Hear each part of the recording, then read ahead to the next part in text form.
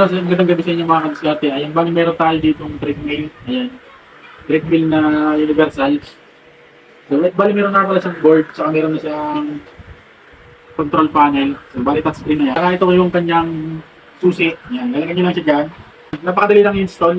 So, easy to install lang to. Ayan, lalagyan nyo lang dyan. Tapos ito naman, dito lang sa 4 pin. Hindi na kayo makalilito, kaya napakadali. So, ayan, kung gusto nyo mag-order ng treadmill board, universal, may kasama na siyang panel. PM nyo lang po ako. At kung may mga sirang treadmill nyo,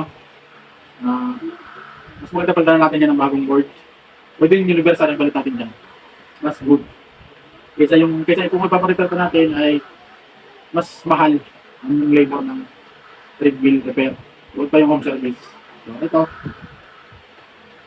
Sulit na sulit.